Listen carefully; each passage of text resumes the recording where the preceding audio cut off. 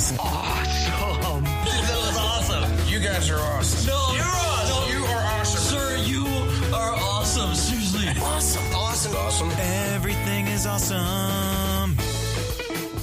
Welcome to this week's edition of Everything is Awesome. I am your host, Kev, and this is a show where we sit down and talk to awesome people about awesome things. And I am so sorry that Season 2 has had this large gap between the previous episode and this episode we're getting to right here. A combination of things, mainly my mental health, got in the way of me getting really into editing and stuff, which then led to more mental health issues when I just saw the pile of episodes I needed to edit grow and grow and grow. We're on the other end of it. I'm happy to report we're on the other end of it, and we're doing something special this week to celebrate Fan Expo 2024, kicking off this Friday, May 3rd, lasting through the weekend till May 5th. We are going to be doing a week of episode releases, celebrating, some folks who are going to be there, some folks who really represent the idealism of Fan Expo, and just some really, really cool and awesome conversations. If you're going to be at Fan Expo this weekend in Philadelphia at the Pennsylvania Convention Center, make sure you stop by and say hi. You'll be able to see me at a few different places. We're running the Philadelphia Podcasting Society and Creative Arts Alliance booth. You can find us in the Community Zone at booth CA 509 in the Community Zone. Come check us out there. I am also going to be moderating 3 panels. So excited for this. The first is on May 4th. May the 4th be with you at 2:45 p.m. in room 125. 30 years of View Askew. That's right. 30 years since Clerks came out. I'll be sitting down and talking with my good buddy Garrett Smith, Craig. I'm going to pronounce his last name completely wrong. I'm sorry, buddy. Ligians, I think. And he's the host of the Comic Book Gurus podcast. And Jennifer... Again, I apologize. Kaminsky, I believe. And she's actually really involved in the That Kevin Smith fan club. So I'm really excited for that panel. Later that day at 5:30 p.m. in room 120C, we'll be doing the Heroes in a Half Shell 40 Years of TMNT panel. I'll be joined by BK Mullen. He's a previous guest on the show. Michael DeAngelo, who you're about to listen to right here on this episode. And another previous guest, Jadzia Axelrod, author of Galaxy the Prettiest Star. She just had a great run of Hawk Girl called Once Upon a Galaxy, if I remember that story arc correctly. And we're going to be sitting down and talking about 40 years of Teenage Mutant Ninja Turtles. How cool is that? And then the next day, Sunday, May 5th at 1:45 p.m., we're going to be doing the Who You Gonna Call? 40 Years of Ghostbusters. I can't believe Ghostbusters is also turning 40 this year. Join me along with Daniel Colasico, Dan Scully, previous guest of this show and host of I Like to Movie, Michael DeAngelo once again, and again from the Comic Book Gurus podcast, Craig Ligians. Sorry, buddy. We will get that right in time for the panels. Very, very excited for Fan Expo. It's one of my favorite times of the year. So please, if you're going to be in Philadelphia for Fan Expo, come say hi. I'll be in those areas. I'll be throughout the con throughout the days, except for Friday night. I'm leaving around 5:30, 6 o'clock to go to a Phillies games. Ring the bell, baby. City Connects night. We have some awesome people covering the table for us when I can't be there. And Mike DeAngelo, who is joining me today on this episode of Everything is Awesome to finish out our best of 2023, what we are looking forward to 2024 episode series here.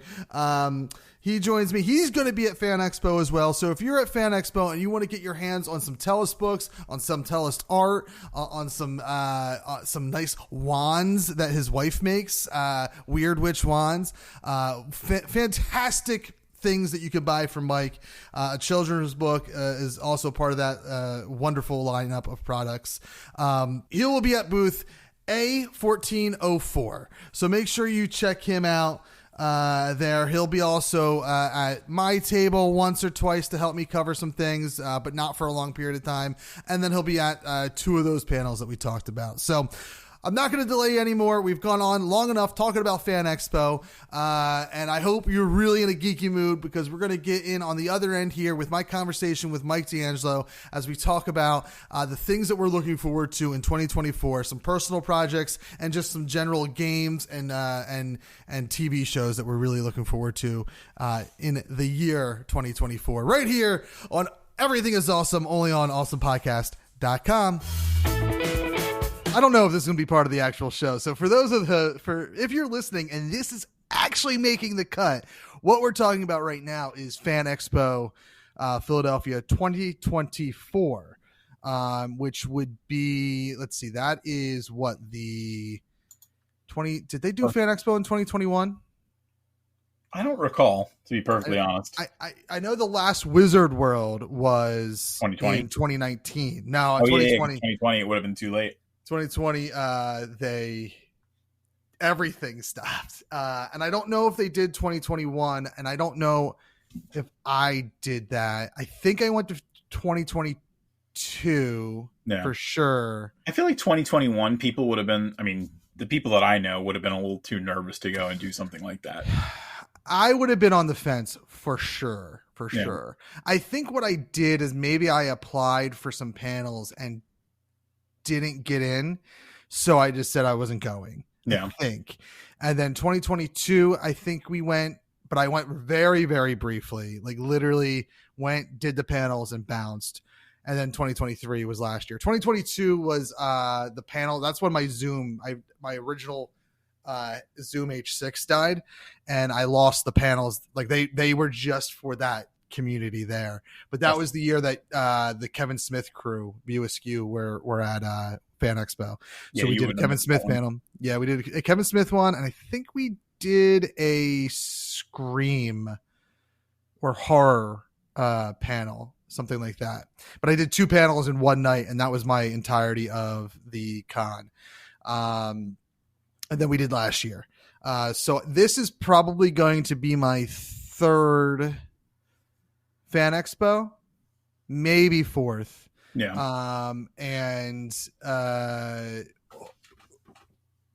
I have applied for, as previously mentioned, if it made the cut, the community zone table, that was such an awesome experience. It was a lot more work involved for me because it was the whole weekend I had to be there, right? Versus just for the panels that you were there for. But I literally applied for the community zone table if not the day it was due, the day after. Same thing with the panels that I submitted. I submitted those late as well. So the fact that anything happened at Fan Expo last year is amazing. So it happened for you, Kev. Yeah, you know what? And at least, like, you say what you will about like Wizard World and Fan Expo and like the kind of monopoly, for lack of a better term, that like exists in that world.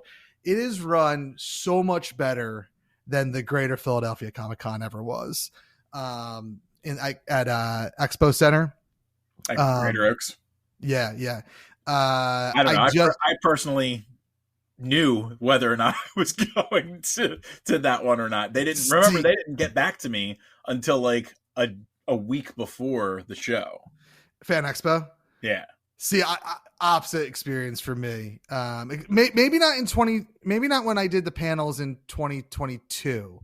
But I still had more notice on that than I did the first time we did Expo Center, right, in Greater Oaks. I had a good experience with everything that we did at Greater Oaks, as far as setup, understanding where we were going to be, hearing back from them. It was not a profitable show by any means, right? And that would be probably the reason that I wouldn't do it again, unless something happened on the back end that made us more, had given us more of like an appeal or something like that. But Fan Expo, that first year that we applied for 2 tables, we never heard back. And it was just like one of the most annoying damn things. Yeah. I certainly had, even with that first year, the little amount of time that I was given by Fan Expo, I was more than the first year with Philly Comic-Con, because Philly Comic-Con, they never told me. I literally happened to go on the site to be like, oh, let me just see what's going on. Right. And your experiences are completely different than mine because you're doing panels versus a table. Right. You know? So there even if is no money involved. Even if they would have told us, hey, you're up, it would have been too late because we didn't have time to order more product. So I'm hoping for no shenanigans this year. Like we already paid. So I'm hoping that they're not like, we made a mistake. No, it is almost February and we still haven't heard much yet, but they just opened, I think, everything up. And a lot of the applications for media and panels and stuff are due like in April, which is again, kind of last minute. They do kind of wait until the last minute to like allow people to apply for stuff. I don't know how it is with vendors and whatnot. Actually, that might not be true. The community center might be February 16th, and same thing with, actually, it might be mid-February. Everything's due, which is actually better than last time. Last year was mid-April and the show was in June. Right. This year it's, I think, mid-February and the show is in May. So I think there's like an extra month runway versus 2. Yeah. I'll probably check in just to make sure that they still have everything on file. Because again, I we spent a decent amount of money that I could have used elsewhere. I would be very upset if that doesn't come out. And plus, I really want Rihanna's stuff on the floor. Yeah, I think the wads will do extraordinary there. Yeah, I agree. I am, but my perspective of Fan Expo 2023 was a great experience, and that was for what we were there for, it was a lot of fun. Yeah, and I'm hoping, and I've gotten some really good feedback in. For those that don't know, I'm one of the directors of the Philadelphia Podcasting Society and Creative Arts Alliance, and I believe my official title is like community director or something like that, community event director. And we had such a good time. What's that? They said the director and a mayor. Yes. But other than me having to be there a lot, which I did take on Saturday, at least a lot of breaks from being at the table. But that was the toughest part. I got a good response in our private Facebook group for the Society and Creative Arts Alliance that I think we're going to have a diverse set of people that are going to be part of our panels that we plan on putting on. And I think we got some positive feedback for people wanting to help man the tables.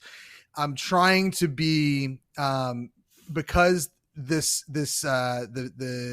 PPSC AA. Because the Creative Arts Alliance is kind of an expansion of the Podcast Society. Most of our members are podcasters. So I'm trying. Before, was it? What's that? It wasn't pee caca before, was it? Here's what happened with that original stuff that you and I both didn't. Well, maybe you caught it and I didn't get what you were saying when you did that. The initials were wrong in all the pamphlets that I had on the table. Gotcha. And that meant the website was wrong. The name was there. The Philadelphia Podcasting Society and Creative Arts Alliance was correct. Right. But the website was ppsca.org and not caa.org. Which is the caca. Yeah. So, but so I'm hoping to have the table manned by like different, types of Creative Arts Alliance people. So like I'll handle the podcasting aspect of it. I'm hoping to have other people, writers, game designers, artists, stuff like that, help man the table as well, so that it's like kind of a well-rounded representation of what we're doing. And everyone will be responsible for like giving information about the group and like an overall of like, yes, our main focus is podcasting, but then also like, here's what I'm here to represent. Like if you are able to help man the table, like you and Rihanna would be there to like represent, here's like the writing and like the artistic kind of writing and crafting or something like that. Right. Exactly. And parts of what we do in this group. And just giving like the baseline information that I leave for you for like the actual overall vision of the group and stuff. Plus, with like any kind of luck, that Fan Expo will be a few weeks before a big event that we're planning that I'm not really ready to talk about because that's so in the not final phases at all. But that will be a great promotional spot for a potential event that we're hosting a few weeks later if everything comes together. At the con itself, kind of like this kind of leads into why we're doing a part 3, like what our plans are for 2024. I know we were going to look at like, I think TV shows and games. TV and most anticipated games. Right. So before we do that, I guess we might as well just talk about like our 2024 plans. Right. So you and I are doing some things together that we'll get to in a second. I've gone over a lot of what we're doing. Or what I'm doing in 2024, which is podcast and creative arts community related. Mm-hmm. And at the expo, at Fan Expo, in addition to the community table that I'm hoping to get, it's not a guarantee, but we were there last year, so I'm pretty hopeful. Everyone like dug our table, and everyone like dug why we were there. Right. I'm hoping to do, whether it's all going to be separate panels or they get kind of mingled in with one another. The idea is we have 1984, 40 years ago, 2024 is how I meant to start that sentence, is a huge year for pop culture. Right. Dare I say one of the biggest years for pop culture, in the sense that like a lot of things are turning 40 this year. Right. A lot of popular franchises, and we got Ghostbusters, we got Turtles, we got Gremlins, we got Nightmare on Elm Street, we got Terminator. There's so many that you and I discussed, and I have a list that even goes beyond what you threw down in our chat earlier today. Yeah. Karate Kid. Yeah. There's just so much that came out in 1984 that I think this is probably like a huge anniversary for pop culture. Yep. Pop culture is not necessarily turning 40, but a large chunk. Yeah. Pop culture. A lot of the stuff from our childhood. If you're a millennial, there's a lot of big things happening that are 40-year anniversaries in this year. Yeah. So we're, I guess without giving it too much away, a lot of the panels that I apply for are very much in that vein, whether they are, Ghostbusters, Turtles, a little bit more general stuff, a lot, a live podcast on the creator stage. And then Clerks turns 30 this year. So it's not quite as old. But that's also a huge anniversary. So I'm looking to do something for the second year in the last like 3 or 4 years to do like a Kevin Smith type panel at Fan Expo. So, I think I'm ultimately going to be ending up like submitting like 4 or 5 panels / live event things. And we'll see what happens. They're pretty good about making sure not one person is like talking too much. So we might combine some stuff, but it's kind of funny. For whatever reason, I decided to look up what turned 50 this year too, and Blazing Saddles, which we just watched last week. And we just talked about this. Mm-hmm. Yeah, I have a website up on my phone somewhere that goes over all the anniversaries in 2024 of like pop culture stuff, and what like the largest section is 1984, 40 years old. It goes from like 10 years to 70 years. And as you go from 10 to 40, it gets larger, and then it starts to get smaller again. Right. What blew my mind is this is the 10-year anniversary of Guardians of the Galaxy Volume 1. That blew my mind. It's weird because it feels like it should be older. See, I don't.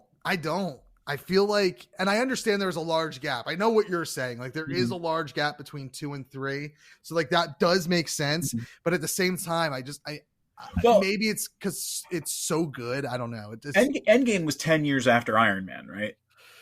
About something like that. Right. I don't know. Like it feels like Endgame was so long ago. and it feels like Guardians was so like relatively new, like it was early on in the MCU. Yeah. But, I mean, it really was. I mean, it was. I think it was phase 2 technically, but Yeah. it was early on in the MCU's life when Right. you think about it from 2008 to now. Yep. I think Infinity, and off the top of my head, I think Infinity War was 2018 and Endgame was 2019. Yeah. But yeah, I mean, the end of that era of Marvel happened at the 10-11 year mark of the MCU. Right. 2024, what else do I got going on?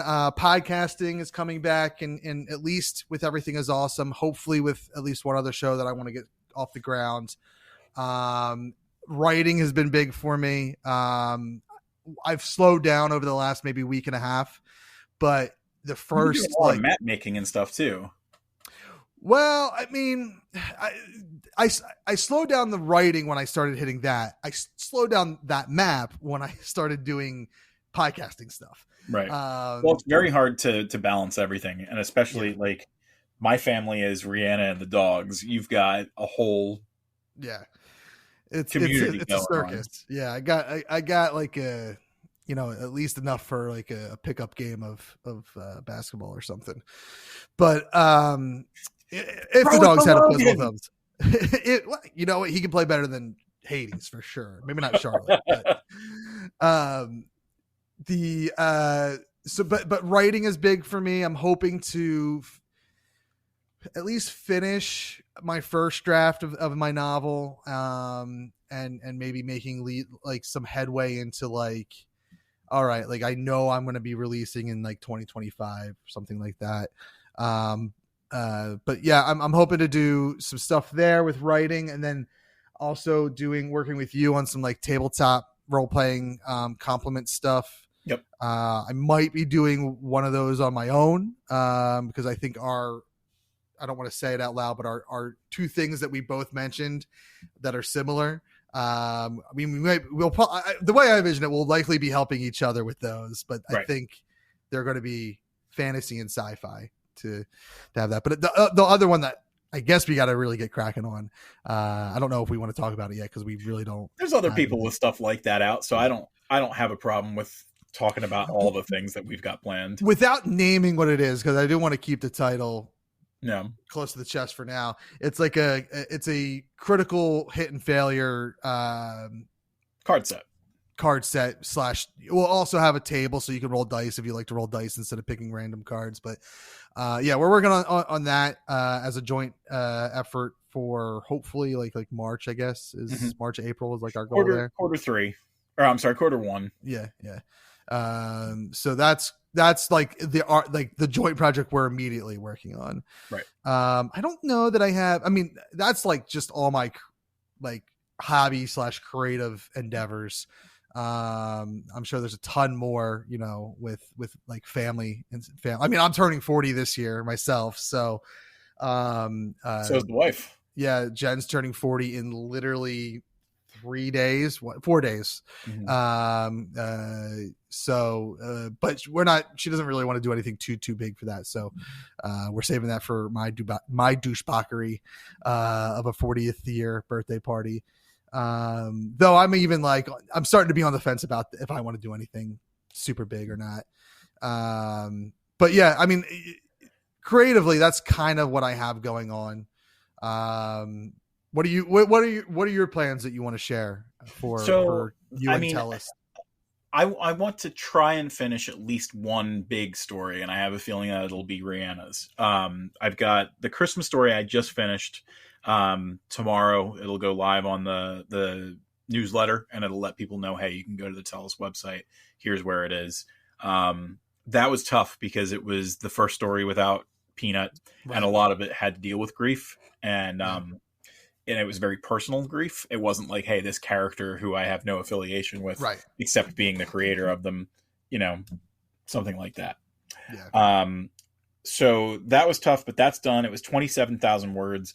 I didn't finish the story preceding that, which was the Halloween story. So now I'm circling back to that. It's crazy to me that your short story I don't know if you even consider it a short story, but 27,000 words is half of NaNoWriMo or a little more than half. Right. Which to me is like, if NaNoWriMo is a novel at around 50,000 words, like, that Christmas Story is definitely a novella. Yeah, I think that you could consider it a novella. I think 20,000 and above is a novella, and I think maybe like 10,000 to 20,000 you could, in theory, call a novelette or or whatever. But I'm considering it a short story because it really is like, hey, we don't have. I mean, it does have an act 1, 2, and 3 and stuff like that, but. How long is it compared to the other Christmas stories? I've had a couple that are like 32,000 stuff. Oh, like really? That. That's the norm for you. Yeah, they're somewhat on the longer side, and you figure like last year especially, it was we had Luna who was added to the family, and we try to have it so that each of the animals has their time to shine, and we try to like integrate maybe some of what we're doing that's brand new to us, like through the year into the story. So like this year, big, like on the maps, big on the wands and stuff like that. Like Santa gets a wand that Rihanna made for him. And it ties into like everything. I think as far as like stories with like fun callbacks, this was one of the fun ones because we were able to like show stuff in the beginning and then kind of loop it back around. There was definitely some where it was like, let's just race through this and get it done.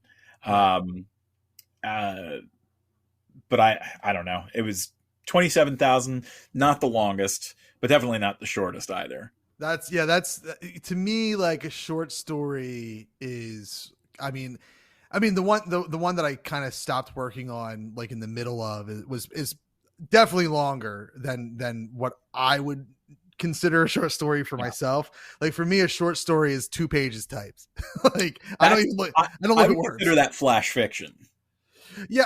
Well, see, isn't flash fiction? See, to me, flash fiction in my head is like, oh, that's like take the Flash and Supergirl and make them kiss. Like, that's fan fiction. But you know what it is? It's slash fiction is when you make them kiss. I think that's like the thing, right? I think you're right. Right. But flash fiction reminds me of that. So I'm like, no, there's no kissing involved. Yeah. I think the way in my head that it all goes, it goes flash fiction, short story, novelette, novella, novel. Yeah. And then typically if you wanted to, you could call something that was like, you know, over 300 pages. That's an epic or something along those lines. I mean, Chuck Wendig is good for those. And he's a Bucks County guy, and he wrote the Aftermath trilogy in Star Wars. He's wrote some comic books. He's wrote a lot of other novels that are his own creation. And the ones that I've read most recently is The Wanderers and Wyrd, which Wanderers came out in 2019 and was about a pandemic that was bat related. There you go. Good job, Chuck. But it's a really good, like it was like 800 pages. So good. Wyrd was the sequel to it that came out in 2021, I believe, maybe 2022. Also very good. And it kind of wraps that story up in like life after a pandemic. Like the pandemic is much worse in that book than it is post-dystopia. Yeah. So it's very good books. And his newest book that I need to get is called Black Orchard River, which is about like some sort of like supernatural apple farm, really. Yeah, not the phone. Actual. Okay. Anyway, but Chuck Wendig, his like a lot of his novels are over 800 pages and like 6 by like hardcover size, which is I think bigger than 6 by 9. Yeah. So anyway, so Christmas Story wrapped up. You're going back to the Halloween story, right? And the Halloween story right now is 17,000 words. But I'm like very, very close to the end of it. It's weird because there's no solution. Like it's a magical phenomenon that appears out of nowhere and disappears out of nowhere. So it's good. It's definitely going to be something that like I return to at some point, but it's a weird Halloween story because it's this deadly phenomenon. I was thinking of kind of like, have you ever seen Creepshow 2? No, I don't Way think back in the day. So there was a story about like a bunch of like college kids that went to like a lake and they went onto like this raft and this weird tar stuff is in the lake and it starts to like pull them to their deaths and stuff like that. And that was kind of like how I thought of this. It was, I don't think that there's any like thought process to it or anything like that. It's just this weird phenomenon. But I have Halloween stories where people die left and right, and this one is very tame. And it might have been because of what we were dealing with in like our real life. Right. And it was let's take it back a step or something like that. But then after that story, the focus, at least for the first part of the year, is going to be on writing Rihanna's first novel. She's written short stories for the Tellest universe in the past, but this will be her first novel. It ties into her wand making enterprise and everything like that. Technically it's a novel. Technically it's like a tiny anthology because it's like multiple stories within a story. Right. That's right. But it's going to introduce 2 fun new characters, technically 3 fun new characters to the Tellest universe. And a lot of the time when we collaborate on something like that, her characters will end up finding their way into other Tellest stories as we go. So, and if I have time after that, it'll actually be a Steel Tip story. That will be the next one on the agenda, but I don't know if I'm going to have that time. Outside of the writing stuff, so we do have our first project, which is going to be that critical hit and critical miss set of things that I'm trying to see if we can have ready for March. We're a month away from March 1. Yeah. I am going to be, I'll be looking at it. Yeah. I mean, we know at least the basics. We only have 25 things to go before we're done with the Marshall class. And I would assume that technically that could be volume 1 and we could do a spell class later. So I think as long as we get that figured out, that'll be nice and clean. In May, quarter 2, I have a project for every quarter of this year as far as like what I'm trying to kickstart or something along those lines. I've been sitting on Quantum Quest reinforcements for 5 years at this point. Long time for sure. Yeah. And I think we probably would have done something with it last year at Fan Expo if we were able to go and play. But, as we explained, I didn't find out until way late, and I was not going to get people to buy tickets or anything if we weren't going to be able to have a presentation there. So what I'd like to try and do is maybe like a month beforehand, do a giveaway for some kind of tabletop game that maybe a lot of people like, to get a lot of email addresses and then just try and get as many people as I can to have their attention on that screen when Kickstarter goes live for reinforcements. And then at Fan Expo, be able to say, hey, we're live with it now. If you want to buy it, Another thing I think, especially since now the maps and at least our critical hit and failure thing, you'll have like 3, 4, maybe more things by the time December rolls around. Maybe getting a table for Black Furnace Games / Starbird Media Publishing to host like just the games that you do at PAX Unplugged. Right. Yeah. I don't know if we would do a table or if that would call for a booth or something like that, because we could do a lot of different stuff, but I'm not sure. And then the other big thing is in quarter 3, we had talked about doing a tabletop book of maps as well. Yeah. So I think that's going to be what I try and pull together for Q3. And it would just be probably like 32 maps in 4 zones. So it'd be like 8 forest maps, 8 mountain maps, 8 jungle maps, 8 wasteland maps, or something along those lines. Right. And then if the response is good, I've got tons of other stuff too. So I've got enough maps to do 8 city maps, 8, whatever. And I know for a fact that I want to say I came across 2 tables at PAX Unplugged that were like map tables, and like one of them definitely sold out, had nothing left. Right. I think another one was very similar, or maybe, another one.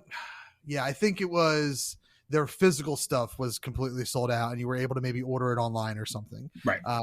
So, the maps alone, I think, would do very, very well at PAX Unplugged. Yeah. Especially if you have something physical. Right. And I didn't see anything as fancy as, and the guy, but the Kickstarter, the flat. Yeah. Tanner Yarrow, who had like the lie flat stuff. And I don't think that we would go that crazy. What I would like to do is, based on the research that I did and the publishing house that I want to use, we would have like spiral bound, and we would have wet and dry erase. So you'd be able to have a marker and you'd be able to say, all right, like, the map looks like this, but we're doing X, Y, and Z to say this thing showed up that wasn't on the actual map. Yeah, that was spiral bound was all I saw at PAX Unplugged. Right. So I think it would be I could do that in an affordable way too, affordable to me and affordable to a customer. Yeah. I mean, that's the huge thing for me going into. Another thing I'm working on in 2024 is like really kind of kickstarting the t-shirt part of my business, and doing it in a way where I want to work with local artists first and foremost. So, the greater Philadelphia area. I know for a fact that will eventually expand, and it might expand right away depending on how many artists I can find. But sometime in, probably at this rate, with us being a third of the way through Q1, I'm probably saying Q3 I would like to go live with it, which is a good fiscal year thing, I guess. Yeah. But where we have like a bunch of artists lined up so that like we have a year's worth of content and we can kind of keep it on with that. But a lot of these t-shirt sites, in my opinion, if they're paying the artist what I think I can get them per shirt sold, they're charging a lot to the end customer. Right. And if it's a company that's doing something really inexpensive, the artist is not getting a lot of money. They're getting minimal. Right. So I have found a way to do like a very good balance of keeping, might be a little bit more than, sites that rhyme with fee turi and like fee or p public. It might be shirts might be slightly more than their like featured design, which is usually super cheap, but it's cheaper than their like weekly or whatever their like normal costs are. Right. And the designers are of the image are getting more money than some of them, matching other ones. Right. So it's like a good deal for consumer and artist and me. I'm not making bank, but like, everyone's kind of getting paid fairly or not having to pay an arm and a leg for a nice t-shirt. Right. So that's kind of like, that's the other 2024. I actually started looking at designs to kind of like do some, not private sales, but, not official Starboard Media t-shirts. Right. Anyway, that reminded me when you said something about a fair price for everybody. Right. But yeah, and I think that like, I think depending on what's like going live for you and me, I guess, come PAX Unplugged, either a booth or, a table, or it might be like, let's get, Black Furnace Games is the distributor or whatever. So maybe you guys have you want to be the distributor. I don't know what you'd be, but maybe you guys have like the booth to showcase the games, and right.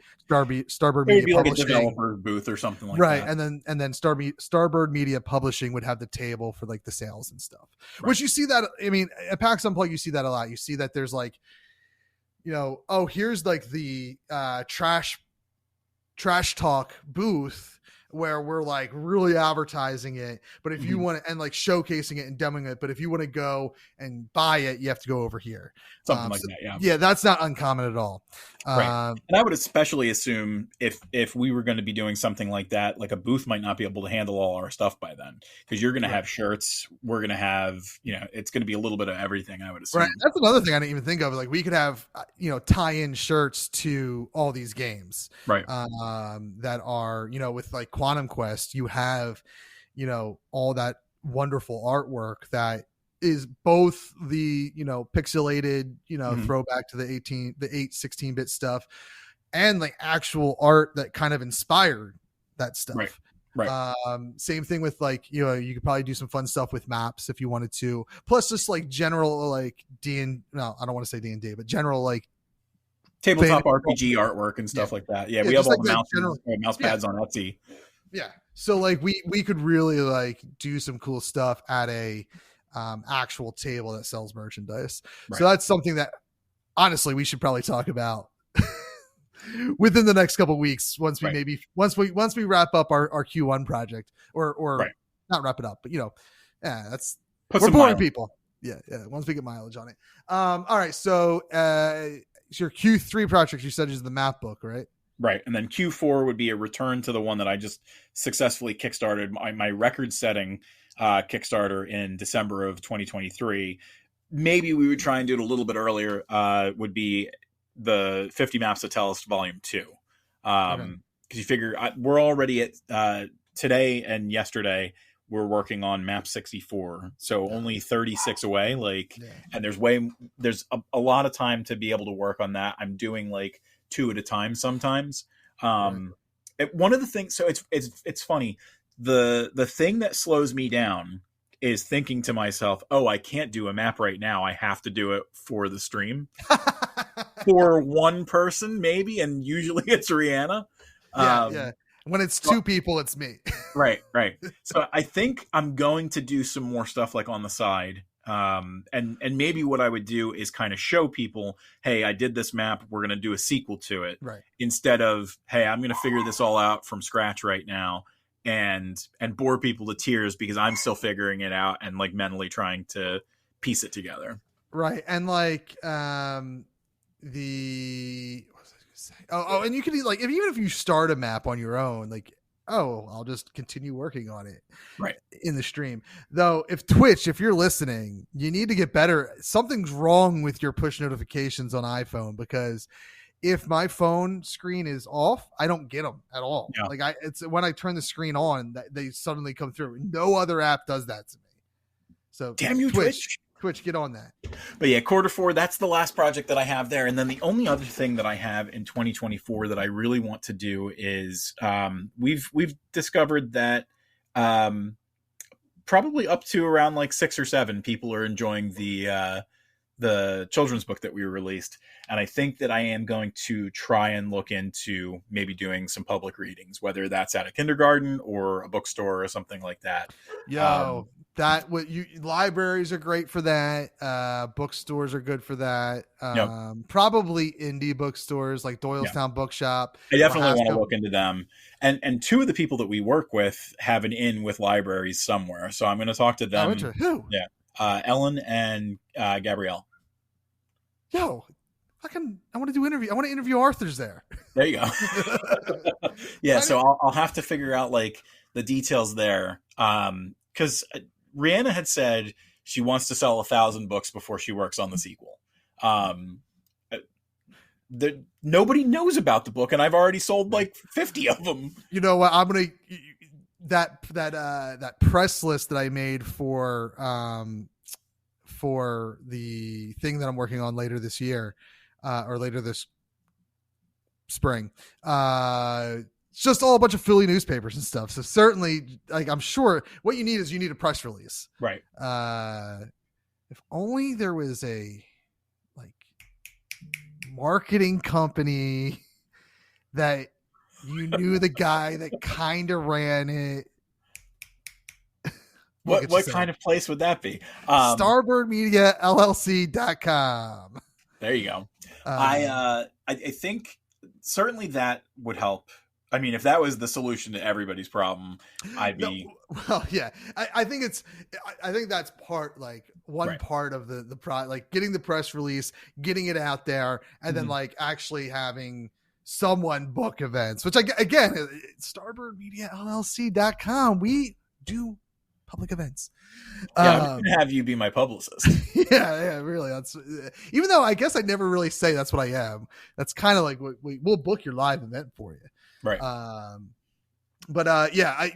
think that's having the press release, that's helpful because and like even a press kit is super helpful for like media outlets, right? So that's something that we should probably also talk about. And I already have a template for making a press kit, so perfect. We should probably talk off air about that for sure.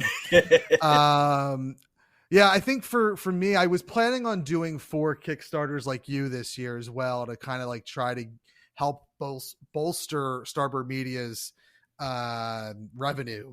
But I don't know that that's going to happen now because I've reconfigured how I'm doing the books and stuff, and they won't be ready till next year. The thing we're working on is a joint project, so that's one of them. So that gives me more. If I knock out the writing, like I'm probably end up trying to do 3 with a focus on our thing in Q1. And then I have like another supplement book that I want to work on for sci-fi stuff that I want to do, I think ahead of my map project, my sci-fi map pack. So that's like the last things I'm trying to do. But as you, I'm spinning so many plates. I got to carefully set one down to get to the other one. Yep. Oh yeah. The worst part is like, I know that you're like, hey, what's going on with our critical hit and miss stuff? And right. Kev, give me 2 seconds. I have to finish the Kickstarter stuff that I'm doing first. Which is fine because I have a million things too, right? So like I'm doing other things. So it's not like in fact, now you're waiting on me to a degree because I haven't looked at what you sent me. Right. I do still have to do the add-ons, and I think next week is when I'm going to start doing the add-ons. And I only had like 13 people who did add-on content from the Kickstarter, but it's a lot of content because you figure it was like 23 books in the catalog plus the fantasy writing prompts book. And I'm not going to dump it all on one day. So it's going to be like, all right, three books are going to come out this week. 3 books are going to come out this week. 3 books are going to come out this week, blah, blah, blah, blah, blah. Right, so it is a decent amount of stuff that I have to get ahead of. And when you get that stuff out, just generic message, when you're done, leave a review. Every review helps. Right. Every 5-star review, Amazon, I think like Amazon, like when you hit 50 reviews, that's like, yeah, something happens on the algorithm. Yeah. You want to get 50 reviews. So, yep. And I mean, they aren't, I mean, I guess they did pay for the add-ons, but they're getting all these add-ons. They're going to read them. They're getting it real cheap. Right. So right. Hopefully it appeals to them. Yeah. And leave a 5. If you're not going to leave a 5-star review, don't even bother. I don't want to see it. And I'm very cool about it. If you leave me a 5-star review, typically I'm going to go and give you a physical copy of the book. So nice. All right. I think that wraps up our like personal 2024. Last episode in our part 2 conversation, we talked about films of 2024. If you want to hit games up, I know that's like big. Yeah, we can do games. There's not a huge amount of games that I'm aware of. Just because like E3 hasn't happened, and usually people try, and E3 is not going to happen. E3 has been canceled permanently. Oh, really? They said that they're not going to do it. That just, I guess, COVID kind of knocked it on its butt too much, and then there's so much that can go wrong. I feel like with that Nintendo started doing their own thing years ago. Sony started doing it like a year or 2 ago, and then I think Microsoft decided, hey, like we're going to take control of our content too. You know, it's just easier for us to distribute this to everybody. We can still do a live event, but we're not going to have it be something that's specific to E3 anymore. So the convention itself just it's not been renewed. That's a shame. I feel like this is an opportunity, though, for us to find a way to make Philadelphia the spot, the hub gaming, for the hub for gaming to come and showcase like indie developers and shit. There you go. All right, so let's get talking about games. There's a couple of games that have come out already that we'll just give a quick nod to. One of them was Prince of Persia: The Lost Crown. Which, not gonna play it. No idea what that is. It's a Metroidvania, and I'm a huge fan of Metroidvanias. It's done very well. I already played it and beat it. So it came out on like the 23rd or something. I can't remember when it came out, but it was so Prince of Persia is a game that's probably around 40 years old. And they've had a couple of different iterations of like reboots and everything like that. It's strangely enough, they've never done a Metroidvania. It's started off as a 2D side scroller. It's like one of the very first games where they did like rotoscoping to do like the art style. So what they typically did back in those days was if you were trying to make something look extra realistic, you were doing some kind of thing where you would rotoscope somebody's motions. And it's the same thing that they did with like Mortal Kombat like 10 years later. So Prince of Persia was just like this diehard 2D game where every step you took, there was like a trap or something that was going to kill you. So a switch to a Metroidvania just makes the most sense. And they did it really, really well. Very frenetic combat, very cool puzzles and platforms, just very cool stuff. There was another game that just came out recently. It's not on anybody's list, and I don't know why, because it lit the internet on fire, and it was Pal World, which is Pokemon with guns and slavery. Oh, yeah, you mentioned this at some point. Yeah. Brianna has been playing the crap out of it, and is just everybody who plays it, I think, is just falling in love with it, because it's not really Pokemon, it's Minecraft with Pokemon in it. Okay. You know, it's the conceit is that, hey, they look an awful lot like Pokemon, and to some extent that might be correct, but like you're not doing turn-based battles. You're, as the person who's playing, like, you're able to beat the crap out of the Pokemon. You don't have to make your Pokemon hit their Pokemon or anything like that. So it is something that can kind of exist on its own, and I don't think that Game Freak is going to sue them. Again, the closest that you get is some of like the facial animations look very similar, and yes, there's like archetypes that they fulfill, but I don't think that it's going to be something that Game Freak is going to be able to sue them on.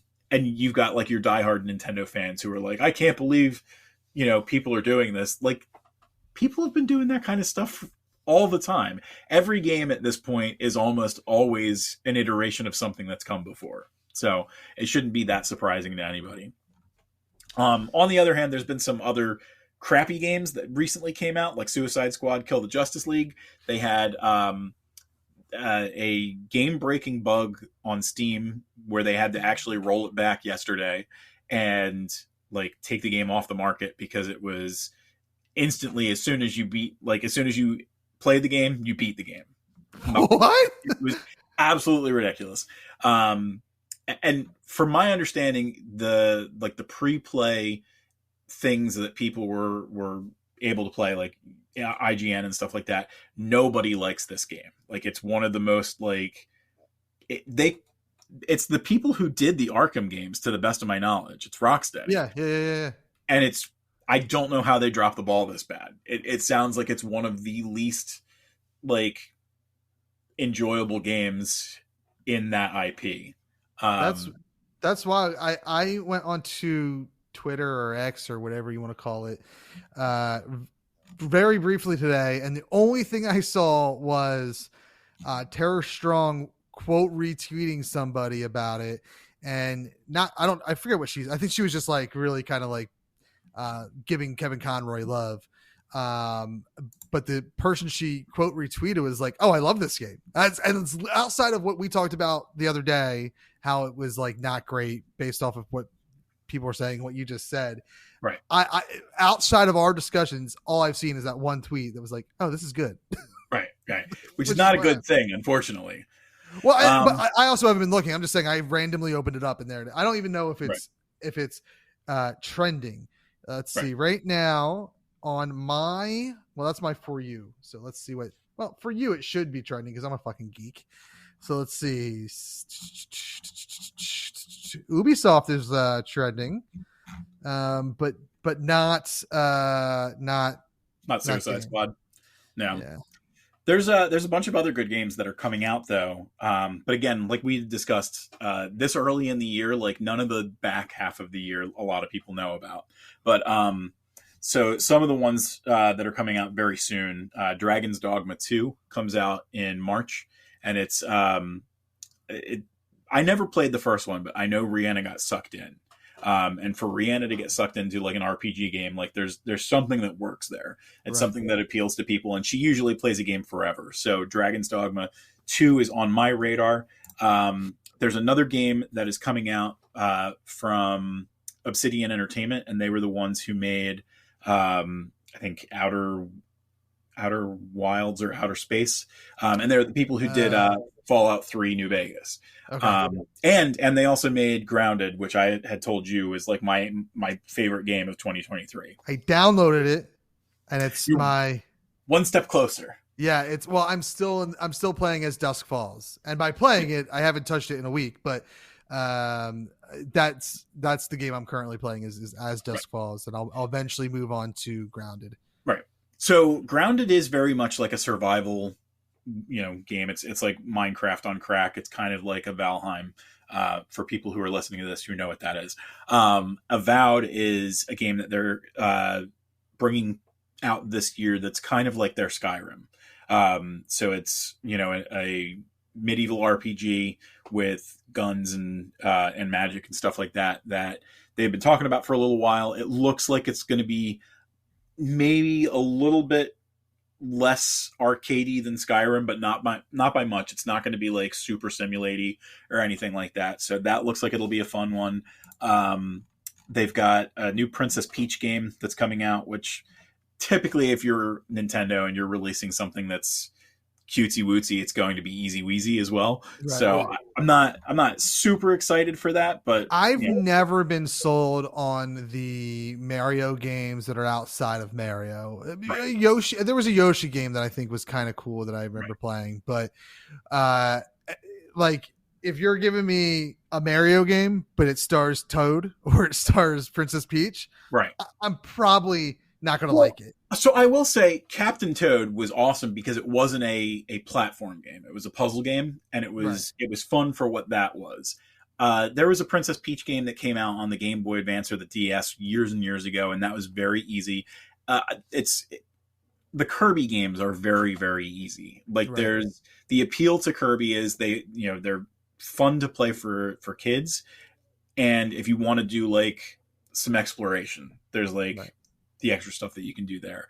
The Yoshi games, depending on like what kind of game you're making, can be a little bit, easy too. I'm talking like Super Nintendo era. I remember a Yoshi game. Yoshi's Island, which was Super Mario World 2, was fantastic. And that gave no disillusions of it being a simple or easy game. Yoshi's Island was a very hard game. If you didn't know the techniques and everything. And even if you did, it was challenging enough where it was still fun. It wasn't like the stuff that you have now with Yoshi's Crafted World and Yoshi's Woolly World, where it's just the easiest damn thing that you've ever seen.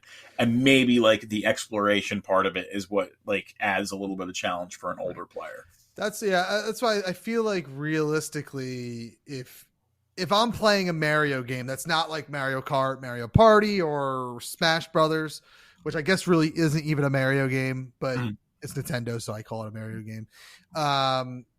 Like those side-scrolling platformer. I guess they're not even side-scrolling anymore, but you know what I mean. Those Mario games. Well, I mean, they do have like Super Mario Wonder was a side-scroller for sure, but like an Odyssey is definitely not. An Odyssey. Wait, no, Odyssey. I didn't finish it, but I liked it. Right, Odyssey was brilliant. I did not like Galaxy. I was not a huge fan of Galaxy. Yeah. Galaxy is different because it's not a flat plane. There's a lot of planetoids that you're on and everything like that. And the camera angles are very strange. Rihanna can't play it at all because it makes her dizzy.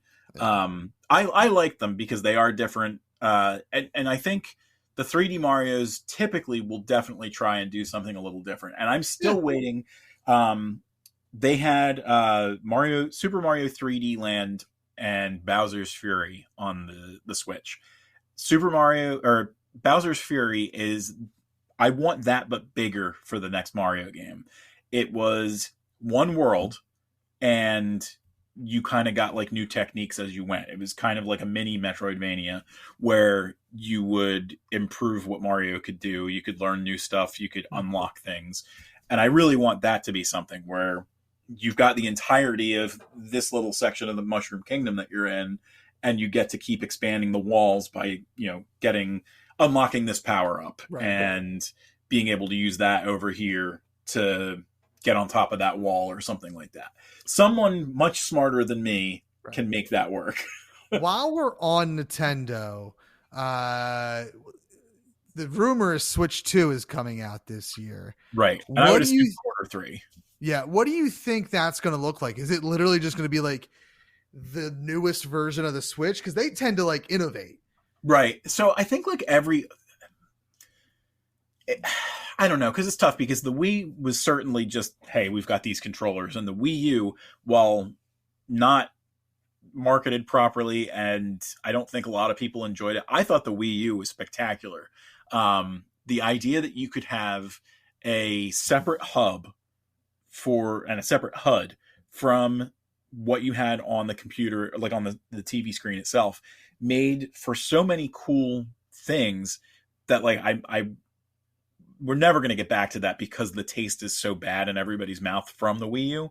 Right. But it breaks my heart, because they had so many cool things that were like asymmetric gaming experiences because of that. Yeah. Well, I remember, what was it, Zombie or whatever? Yeah, Zombie U. They had like, you could go in and you could do your backpack. It took the map off the screen. It took the inventory off the screen. It did stuff where you could have 4 people who were playing with Wii remotes, and this person who was doing like Game Master like stuff. Or like the Super Nintendo Land stuff, where it was Mario Pac-Man, basically, where it was this person was doing things on this screen that nobody else could see. Yeah.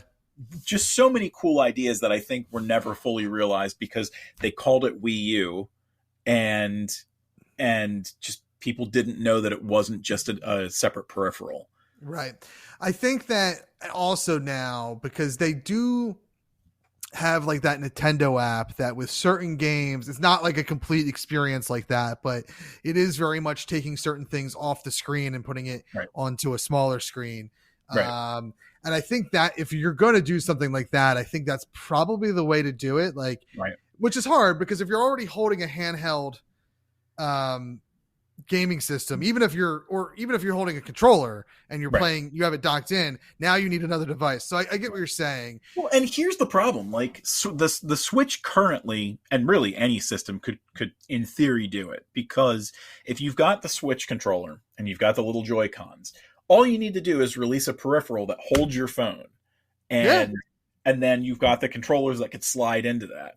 And all of a sudden you have a touchscreen enabled device, which like 70% of the people on this planet have.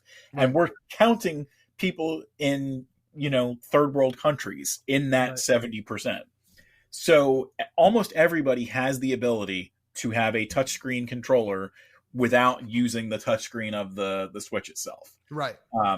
So like those kind of experiences are ready for people, and for whatever reason it's not there yet. And you don't even need to do, like, you could even do, which I think it's called Backbone, where it's a controller that your phone docks into. Right. Nintendo could have that be like, for lack of a better term, we'll call it Nintendo Backbone or Switch Backbone or whatever. Right. And it's just like they have the separate controllers that you can buy that are like the Pro controllers.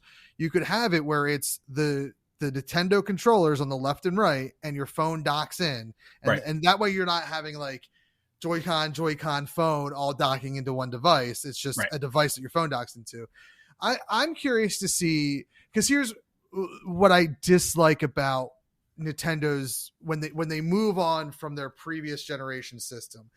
Not like the OLED is, obviously just like the slight upgrade, right? Like, so, but when they move on, they kind of like, when they went to switch from the Wii U, which was the slight upgrade to the Wii, it completely left everything behind. Like, all you didn't have disc-based content. You just had the cartridges. And all that shit I bought on Wii is now gone forever. Like, I spent a lot of money on Virtual Console. Right. Well, your Virtual Console, if you still have a Wii or a Wii U, those are still available to you. You can still play them. You just can't go to the store anymore. Right. And that's what I'm saying is like, it is like you're forcing me to keep a system when I'm buying a new system, which is fine. I'm not against that, but there should be a way for a virtual console. There should be a way for me to access that stuff I bought. There's no reason I can't be playing the after years that I purchased on the Switch. There's a reason. It's because they want more money. But the problem with it is they don't make it available. Like the difference between Nintendo and I can't even say that because the only one who says you can use everything that you've used before and they don't get enough credit for it is Microsoft. You can play just about every game on your Xbox Series X from the entire back catalog of Xbox. I think it even works on disc. You can bring an Xbox, the original disc, and you can play it. As long as they have, I don't know if every game is backward compatible, but like they have been doing, I assume they still release backward compatible games. I think they're done at this point. Their catalog is all the way. Yeah. Complete. So then, and I think what happens is if you bring the disc over, it just becomes it has to install the software digitally, but that disc is your key, I think. Right. Regardless. Yeah.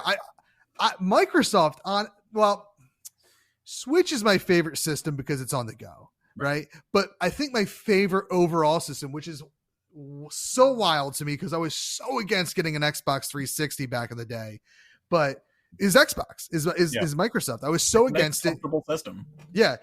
And like, honestly, like I do want to get a PS5, but I also kind of want to get the updated Xbox. So, and I would lean more towards Xbox because the PS5 is literally for Spider-Man, right? So like it's hard to justify that cost. It used to be for the show because when I play, which is wild to me that like I mainly play sports games. Like I mainly play Madden, I mainly play NHL, and I mainly play the show. And for a long time, I was buying PlayStation consoles, whether it be the handheld or not, so that or the main ones, so that I could play the show. And then the show is now on Xbox. So like, it's just Spider-Man that's holding me back from potentially, or that makes me want to buy a PS5 because really there's no other game that's just on PS5 that stands out to me as something that, I need to buy a PS5. There's like 4 or 5 games on the Sony catalog that I really enjoy. It's Spider-Man. It's Ghost of Tsushima was really good. Really, there's only like 3 because the Horizon games are really good. Real quick before we take a step too far from the Switch and the Switch 2, I'm trying to see if there was an article that I wrote because I thought there was about what I expected was going to happen with the Switch 2, and I thought that I put it on the That's Entertainment site, but I'm not seeing it. It would have been like at the end of last year, I thought. I feel like the Switch 2. I think we're all just calling it Switch 2 because there's no other name to call it yet. Because I don't think it's because if I had to guess, they're going to innovate in some way, and I don't really know how you innovate more than what they're already doing. Like, so I think what they're going to do based on what I read, there's going to be a forward-facing camera on the Switch 2. The only reason that you would do that is the DS had a forward-facing camera as well, and they had AR for it. But they didn't really go into it a crazy amount back then because the DSi, you're talking about before the 3DS. You're talking like 10 years ago. Fairly untested, AR back then. But I would assume now we've got games like Pokemon Go and things like that. What you could do is turn your Switch into an AR headset. So you could, in theory, walk around with the Switch 2 on your face and the controllers at your side, and you could play an enhanced version of Pokemon Go or any type of game that they're trying to sell you, or virtual reality in a package that's much more affordable than a lot of other things. Because that's the thing. I think you're right. Virtual reality would be the next step for them. Right. Despite Virtual Boy or whatever that was. Well, they have a lot to make up for. Yeah. That's the only thing I really think. And if that's, but in my opinion, like in order to be successful as a Nintendo system, you can't just be an Oculus 2 or Meta 2 or whatever they call it.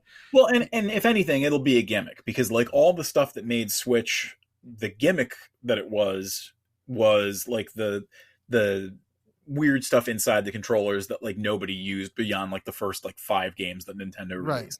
The portability is not a gimmick. It's what's seriously they're going to have to lean into that forever and ever, I think. I think so too, because that is, and I think they need to stick with their current online platform. It's their, I mean, it's the Switch is the first time they had you paying for a membership, right? Like Nintendo's never had that Xbox Live or PlayStation Live. And I think everybody likes it. Everybody hated the friend codes and everything like that. Like this is the way to go. And what I like so much is that, and this isn't just a Nintendo thing, but it's these publishers / systems are really allowing the walls to be broken down a little bit, because as a fan, like a game we play as a family a lot is Fall Guys, but we play on 2 Switches and an Xbox, right? And we can all play together. Cross-platform is definitely a new thing within the last like generation and a half. Yeah, and I think that's a wonderful thing, and really, what I envision the future of gaming being eventually is that there's going to be some sort of universal console that you have your Xbox service, you have your Nintendo service, you have your PlayStation service, and you're just cloud gaming everything. The only thing that's keeping that from being a thing is Nintendo, because you've already got Xbox games on PC and PlayStation games on PC. Right. Yeah, so. But I think what you need is because there's going to be at least people like me in our age range who are not going to. I won't do that. I will only game on the PC if I absolutely have to. Right. Even though I'm holding an Xbox controller, I'd rather be on my couch looking at my TV with my console. But if you told me that there was a Sony X service Switch, or something, a Sony X Switch box that I put on my entertainment center, and I can just download apps and pay like I pay for Netflix. I pay, $80 a year for Nintendo. I pay $15 a month for Xbox, whatever I pay for Sony, and then I just cloud game. And I'm assuming Sony has cloud gaming. I don't really know. Right. Well, the first company I think that would push you towards that is Microsoft, because Microsoft already has some of their games on the Switch. They've got Cuphead. There's rumors that Hi-Fi Rush, the game that they shadow dropped last year, is going to go there. So it sounds like Microsoft knows that, like, if you're going to buy a system, you're going to buy it because you're comfortable with it. If you're going to buy a game, it might be because you're happy with it being on some other system that you're never going to get an Xbox console, but you might like their first party offerings. Right. At this point, Microsoft is such a huge publisher that it makes sense for them to be like, if you're not going to get it on the Xbox, you'll get it somewhere else. So I also think that unless you can do it as well as Nintendo, and obviously Nintendo has, I think, some room for improvement, especially when it comes to these games like Xbox games and like what's that space game that everyone was playing? Starfield. Because that I have to play through the cloud, and at least when I'm trying to stream it on my Xbox S, it is really choppy. Yeah. So it is a very intensive game that I don't know. Maybe I can play it on the cloud without having, if I'm not streaming, it's fine. But if a Nintendo can improve the graphics of their handheld system, and make it basically, I mean, this does it really well. Like I've played Xbox games on this thing, and it's not terrible graphic wise. So like if Nintendo could really harness the power of their handheld device, and make it and work with Microsoft, you're right. Microsoft would, because does Sony have a cloud service? I feel like they do, or if it's not a cloud service, it's kind of like the early stuff that Microsoft did, where it was like you can have your console on, and then you could play elsewhere, because they just recently released something where you could drop controllers into a phone and play on your phone or something like that. So it's something like that. It didn't do nearly as well as Switch, but so I think if you do that, Nintendo could really, especially since like I like their first party stuff. Right. Well, and that's typically like if you are getting a Nintendo system, you're getting it for Mario, you're getting it for Zelda, you're getting it for Metroid, you're getting it for Donkey Kong. So that's the only reason. Like, I don't ever see if Nintendo is not first party, I see them gone from the lexicon. It's not going to jump to Sony or they're not going to pull a Sega. They're just going to be gone. They're going to take their money and run. But I don't think that they have to worry about that because now you've got Nintendo World. Right. Now you've got movies coming out. Like, Nintendo's okay. Like, they could drop the ball with the Switch 2 and they'd still be okay because they have so much money in the bank that they can keep on making these experimental mistakes and then come back and do something better. But I really think that, like, I would love to see a Nintendo, because I just don't have faith in Microsoft and Sony to give me a device like the Switch that is an enjoyable experience in my hand or docked. What I think the future could be is if Nintendo invests in that hardware and then gets, you know, maybe they're the hardware company and they're doing their first party stuff, but like, hey, Microsoft, we're not asking for you to give me cartridges of those games. Right. Let your cloud service go to Nintendo hardware and eventually get Sony there too. I would be all, and I get that that's a hard sell for Microsoft and Sony because then you're saying, well, you don't need an Xbox anymore. Right. But that might be like, Microsoft's clearly letting some of their games go, but not all of them. You know, like I would assume that for the next couple of years, you're going to be able to play Call of Duty on all three of the systems, but maybe in 5 years, Call of Duty is Microsoft only. And that's how they try and get people to go to Microsoft. Yeah. I don't know. I think there's a lot. I'm really interested in what the Switch. I hope the Switch 2, if it's going to be VR enabled somehow, like the MetaQuest 2, I'm guessing it's going to have to be something kind of like what Sony did, where, okay, you have your Switch 2 console, which is a beefed up version of the OLED Switch, right? And then you have your Joy-Con controllers, and then you have your headset that is very much as elaborate as the MetaQuest or whatever. Right. And then somehow that connects to your Switch. That's the only way I can see it working. I feel like you could get away with making a peripheral that has a slot in it, like a Google Cardboard, where you drop the Switch in and it's like it's docking on your face mask instead of having an entirely different peripheral. The only thing that you would have to do is the device that you're dropping into has to be able to bend things around so that it looks like you're looking through both of your eyes separately instead of you're looking at one big screen. In theory, like, that could work, but like, in order to do it properly, there has to be some kind of like lens bending so that it looks like you're looking through two separate screens, one for each eye. You figure kind of like what they did with the 3DS, where it was like they had some kind of weird wonky thing that made it look 3D when you were looking at it. Right. I think that there's some possibility for them to be able to do something like that with a headset that doesn't do any processing on its own, but when you drop the Switch into it, it allows you to see things the way that a virtual reality headset would. So the headset itself can be relatively cheap.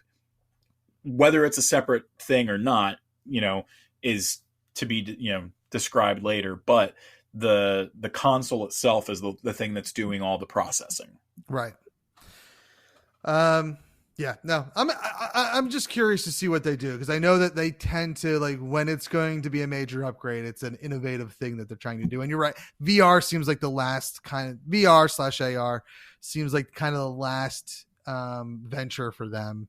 Right. Outside of their regular weird things. Well, I was going to say outside of what I suggested, where you have a device that's as powerful as the iPhone that will accept Switch cartridges and then potentially be your device that unifies gaming in some sort of way. Right. Whether it's Luna from Amazon or like I said, I think my guess is Luna and Microsoft would be the two that buy in right away to saying we'll allow you to stream cloud gaming to the Switch Pro or whatever you want to call it. Is my guess. I think the thing that you and I have been talking about, hey, Switch should do this or it should do this. The thing that Nintendo does routinely is think so far outside of the box that nobody really is figuring out what they're going to do. So they're going to drop something entirely unexpected. Right. The fact that they said that you're going to have a dockable console where you can take it on the go, and the games, like obviously the graphics might be, if you're playing Outer Worlds, I think is that game we talked about earlier. And you're playing it, on the Switch versus Xbox, it's probably better graphics on the Xbox if I had to guess. Yeah, much. Yeah. But outside of that, like that was like no one I think expected that. Like no, and that's the fact that you can play The Witcher on and that's the other thing. Harry Potter, and that's the other thing is that they opened up their catalog from. It's all still. I mean, there are games that aren't family friendly on there now, right? That you can get. So the fact that they kind of opened up their catalog to allow more mature games, and it's portable, was such a game changer. Right. And I don't know that. Nothing will ever be as game changing as being portable. And you're right that you can't take that away. You can't say, here's our next console system. And guess what? It's at your TV and nowhere else. Cause you've already spoiled us. Right. And the only thing that I could see them doing at some point is separating their pillars again. They could say, hey, we're going to do a console and we're going to do a handheld. But I think the only reason that they would do that is to try and chase money. And I think at this point, it would be a bad move to do it that way. Right. So I would assume that they're going to try and figure out a different way than to do that. I don't think that we're ever going to see a DS line or anything like that again. I have heard rumors that the Switch 2 or whatever might offer a second screen. I don't know if that's true or not. There's all kinds of rumors that come out, and I don't know that they would pull that off. If it is going to be something like that, I would assume that one of those screens can be docked, and you've got the other one. So at that point, you have the Wii U and the Switch, and it combines the best of both worlds. Right. Yeah, it'll be interesting to see what they do, and I'm assuming we'll probably hear something by summer or in summer or something. Yeah, I would think probably by June, because at that point, most of the Switch games that they had announced are already caught up. Right. It's like one or two or three games. And I know it's almost an impossible ask from any of these companies now, but I think it's so important for it to be, especially because it's not a disc, right? It's this proprietary cartridge. Like it needs to be backwards compatible, in my opinion. Like it feels like you're doing such a disservice, or you need a way to be able to say, I own this game. Let me download it onto this new system. And then I have the ownership that way. Same thing with like their, like I said earlier, their internet plan, or, whatever you want to call it, expansion plan. Like that needs to be on your next system. Don't make it so that all the games that I've been playing on my Switch, I can't play on my Switch too. Right. And I think when it comes to like their online system, that's not an issue anymore. Cause you're not buying anything individually. Right. It's saying, just here's I'm playing the off this catalog that you guys have. Right. Now there have been like historically some licensing issues that they have, because in order for them to show that game, they have to pay the developer who made that game to allow that to be on their catalog. But and if you talk to like Gabe Newell of Valve and Steam and everything, his whole thing is like, people are not going to pirate if you make a game available to them. But if you keep on doing this kind of bullcrap where somebody can't play the game because it was available on this system, but now it's not, people are going to resort to that. And now more than ever, it's easy to do that kind of stuff. I literally bought the Final Fantasy Pixel Remastered set, and I own all those games. I own all of them. Yep. But because it's just easier for me to play on the Switch, and I could play on my Super Nintendo. I have those older systems where I could play if I wanted to, or I have them on like the DS version or whatever. But the fact that like, I can have all 6 games, right? The only thing that they really, I feel like they neglected was After Years. And I don't know if it's just like a poorly received game. I fucking loved it because I love continuity like that. Right. That's the only thing I think they made a misstep when it comes to that game, is including that with the 6 games on remastered there. Right. But I'm excited to see what happens with the Switch. I do think we should probably wrap up in the next 10 minutes or so. So are there any like big highlight games that you see that you want to go over before we look at the big highlight TV series? Hades 2 is a game that I'm sure a lot of people are interested in. But I would assume that you've never played that. So we'll leave that and just that'll be a real quick one. But there are 2 other games that are LucasArts, Indiana Jones looks good. Indiana Jones looks very good. I think that there have been action adventure Indiana Jones games in the past, but I think predominantly it always worked in it as an adventure game. And I think there's enough adventure in this Indiana Jones game that it's going to be well received. There's puzzle elements, there's, exploration elements. I think that it's going to do really well. And then the other one is Star Wars Outlaws, which I think is going to do pretty well as a Star Wars game. Yeah, that's Outlaws is the open world one, right? Yeah, I'm excited for that one too. Yep. And I mean it's Ubisoft's engine, and like I'm a big fan of the Far Cry games. I kind of tapered off with Avatar Frontiers of Pandora. It's a big game, and it was just at some point I wanted to play something else. Like I was playing it for like 30 hours at that point. I wanted to explore elsewhere, but Avatar was a brilliant game. It was a big chunk of world building that like even the movies themselves felt like they weren't giving me. So I had a lot of fun with that, but I think Star Wars is going to be a very fun adventure, and it's going to do some cool stuff that you're not going to see elsewhere. All right. So I'm going through the 35 most anticipated TV shows of 2024. Mr. and Mrs. Smith actually looks good. I'll probably check that out with Donald Glover and Maya Erskine. Just kind of scrolling through for something that, I mean, Echo came out. That was okay. That wasn't terrible or anything. I'm excited for Abbott Elementary to come back. The Avatar: The Last Airbender series, I'm excited for. Yeah, I didn't realize it was live action. I probably won't watch it. I don't know. Yeah. It's really good. You should watch the cartoon. It's a shame that I fell off. Like once Rick left The Walking Dead, I kind of fell off The Walking Dead, but his series or his story is coming to like a conclusion with The Walking Dead, The Ones Who Live, that debuts very soon. I love Andrew Lincoln is amazing. So I am looking forward to that show. I probably won't watch it until next year when I'm caught up on The Walking Dead. Right. Ghost season 3 comes back. I need to get on that show. I really love good. Rose McIver. It looks like a wonderful show. She is related also, I learned, to Rose Byrne now because she married Rose Byrne's brother. Oh, really? Yep. They are similar people, if I'm being honest. That could be true. Cobra Kai comes back this year for their season finale, which is great because it's the 40th anniversary. That's true. That is kind of a cool coincidence. I've not, to be honest, I mean, I'm sure I've watched The Karate Kid when I was a child, but no memory of it. And also, I have not watched one episode of Cobra Kai. It is like one of my favorite series. I am so happy that they took that risk with a lesser known character. Oh, and I think it paid off a lot. Yeah, I think that when you're revisiting the well of those kind of things, it's you either got to go like full like nostalgia and have the original cast, or you have to do something like that it's like, oh, this is original. Like I actually prefer a mix where like I'm getting the legacy sequel. No, that's not the legacy word. Characters.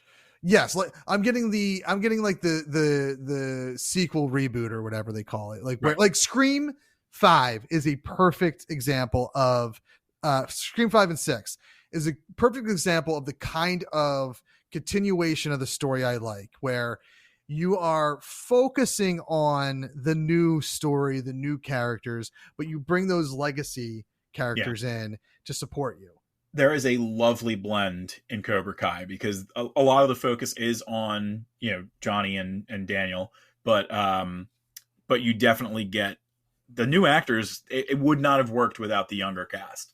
And they pull it together so very well. And the action sequences are spectacular. They have some fight sequences that rival the Daredevil hallway scenes. That's nice.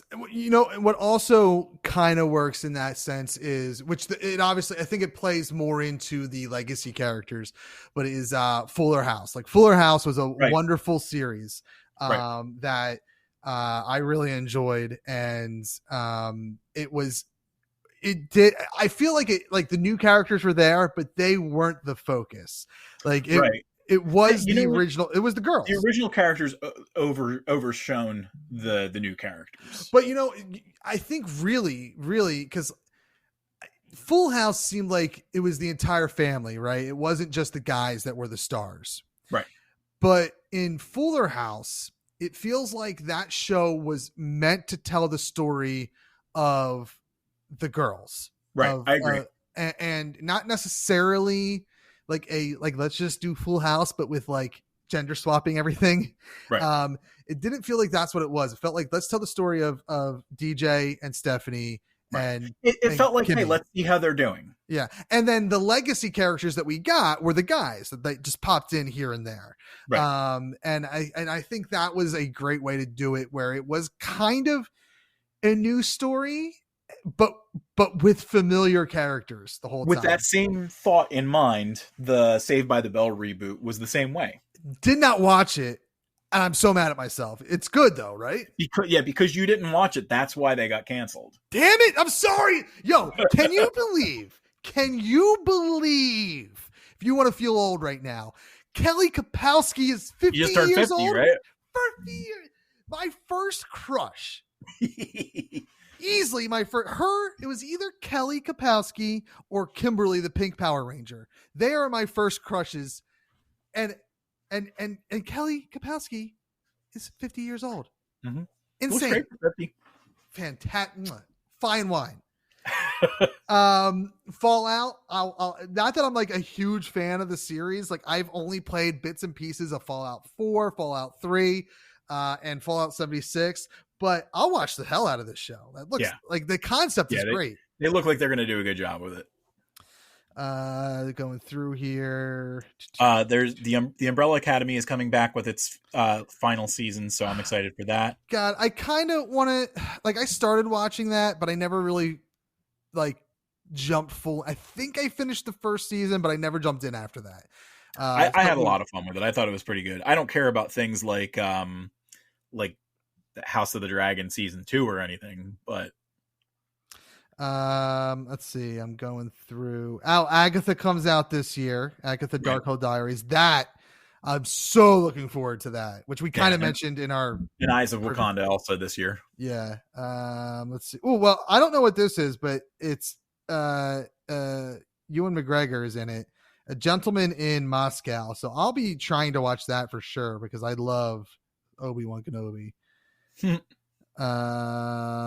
Let's see. Oh, Keira Knightley's in Black Doves. I don't know what that is, but I might check that out. I like Keira Knightley.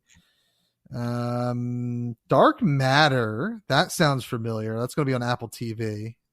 I hope that Severance season 2 comes out this year. Dune Prophecy. It's a prequel to Dune Part 1. Well, that's kind of cool. It's going to be on Max. That makes me want to go watch Dune.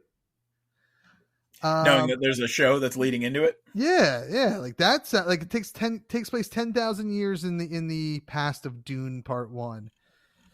Let's see. I'm just kind of going through these. I got a couple more handful. Star Wars: The Acolyte comes out this year. There's a couple of Star Wars shows. I'm looking forward to that because it's like very much focused on like the dark side and like the rise of the Sith, I believe. So yeah, looking forward to that one for sure. Let's see, and that on this list is probably all I'm looking forward to. I'm sure there's a lot more out there, but that kind of let's see, that was Bizarre. Yeah, Harper'sBazaar.com's 35 most anticipated shows of 2024. And they're the ones that I'm looking forward to. Was Echo, did that did that start in 2024? Yeah, it started on the 9th of January. Interesting. I'm going to watch that. I look forward to that. You know what I've been watching? After Midnight. I've only watched one episode or two. Yeah, we actually are all caught up as of Friday of last week, but I think there's been one more episode since then. And that's funny. She does a very good job as a host. Yeah, it's an interesting concept for, I mean, listen, all it is Midnight, right? Or whatever it was called at midnight. It was called on Comedy Central with he who shall not be named on this show, fucking Chris Hardwick. I heard you name him. No, we'll bleep that out. We'll bleep that out in post. But yeah, it's just at midnight, right? But right. with Tracy Tomlinson as the host, and I watched the first. No, I think I only watched one episode. Taylor Thomason. I only watched that one episode. Fantastic. I think she's very funny. Yeah. And it's got a rotating cast of guests and everything. Right. Yeah. Well. I love late night television. So like, I'm a little sad to see that the late show isn't going to have its legacy continued. Cause I think she would have been wonderful in that role as well. Yeah. Cause there's not a lot of talk television on this. It's like 2 minutes of talk and then the rest is games. Yeah, which is fine. I get it. I get that that's kind of, they're going for something different. I'm not sure why they didn't want to just replace James Corden because Ferguson was better. So if you're going to end that show on a high note, it should have been with Ferguson. Right. I think the whole concept of late night television is also changing. And I think very soon it's just going to be like the big three on like the two Jimmys and Stephen Colbert. Myers. Oh, okay. I think eventually when Seth Meyers is ready to leave that show, I think late night will go away. Speaking of the comedy shows and everything, did you hear that Jon Stewart is back on The Daily Show? 1 day a week, and then a rotating cast of hosts. That is spectacular. And it sounds like it will be up until Election Day. Probably will be. I imagine like Monday after Election Day will be his last episode. Right. I mean, maybe it depends on how the election goes. But you see himself killing himself live on air. I could see it if all goes wrong. Yeah, for sure. Now I think, let's see, this is episode 5 of season 2 here, which is going to happen probably in March. So the special election of PA District 140 is done. I would like to say thank you all for voting, and as your new mayor of Levittown, we're going to ensure mental health is prioritized because we need it. Yeah, Bucks County is trending for the wrong reasons today. You failed to stop that gentleman. I am not the mayor yet. I'm not the mayor yet. Mayor11town.com. Even though I'm already your mayor, there's a lot of great information. It's really geared towards PA elections, but I think the information, or at least some of the information, is kind of good for this, like the general idea of voting in this country. So mayor11town.com. It's a satirical site. There is no mayor of Levittown. Therefore, I am the mayor of Levittown, self-proclaimed. I turned it into a call to action. So learn how to vote. I guess is what I'm saying. Learn how to vote. Do stuff. Mayor11town.com. All right, Mike. I think we did it. I think we got it done in 3 parts. I think so. I think you are very correct. So for one final time, where can people find you on the internet? So you can find me on my website, Tellest.com. You can find some of my premium digital stuff on patreon.com/Tellest. You can find some of my premium physical good stuff on Tellest.etsy.com. You can find me on YouTube at youtube.com/@worldofTellest. And you can find me on Twitch at twitch.tv/thatTellestGuy. Man, it took you a while, but you've got that down. You've got that down now. It's because when I'm closing it on Twitch, it's right there in front of my face. So like, it's just muscle memory at this point. Yeah, well, that's what I'm saying. Even like when it was in front of your face, when you first started your telestreams, you were stumbling. You got it. You're a broadcaster now. Woo!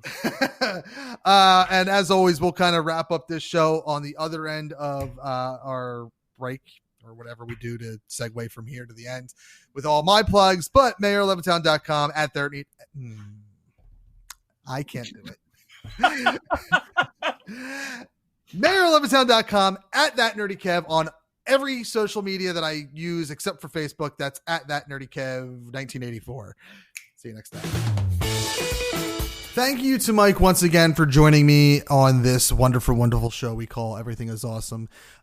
We spent hours talking across 3 different recordings, 3 different episodes to talk about what we really loved in 2023 and what we were looking forward to in 2024.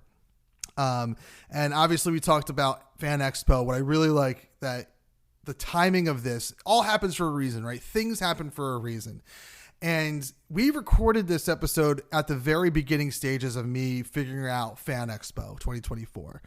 And now here I am releasing the episode, and I know what we're doing. I'm getting ready for Fan Expo. I'm going crazy getting ready for Fan Expo. And it's just kind of a full circle moment right now.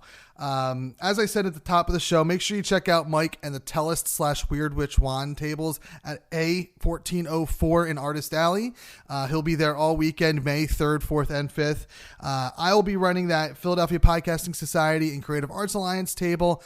I'll be there off and on throughout the weekend. I will be there Friday from open till about 5:30, and I'll be there, I think, Sunday morning as well until the panel that I have to host that day. And then I'll be popping in and out throughout the rest of the day when I'm not busy doing cons and stuff. And by doing cons, I mean doing panels. But what a wonderful full circle moment. Another thing that happened in this episode that I really want to point out real quick, and this is the first time we're publicly talking about this, but that is Avatar: The Last Airbender. We mentioned it in the live action series that was dropping in 2024, and I had a throwaway line about, like, I probably won't watch that. And Mike said another throwaway line about, oh, it's based off a cartoon. I think you'd really like it. You should watch it. And I didn't know it at the time, and I think it was very shortly after this episode was recorded, maybe even after I hit stop recording, Mike suggested we watch it together and host a podcast. So that's what we've been doing for several months now, is we've been watching season 1, book 1 of the animated series Avatar: The Last Airbender. And we're going to be releasing a show called Avatar State Radio. And we haven't announced when yet, obviously, because this is the first time I'm publicly talking about it. And kind of, again, stars are aligning to where we're going to debut this show at Fan Expo Philadelphia. So Friday, May 3rd, we are going to be dropping a couple episodes of Avatar State Radio. We did episode 0, and then I believe episode 1 and 2 are really kind of part of a 2-parter of the animated series. So all of that will be available on May 3rd, wherever you get your podcasts.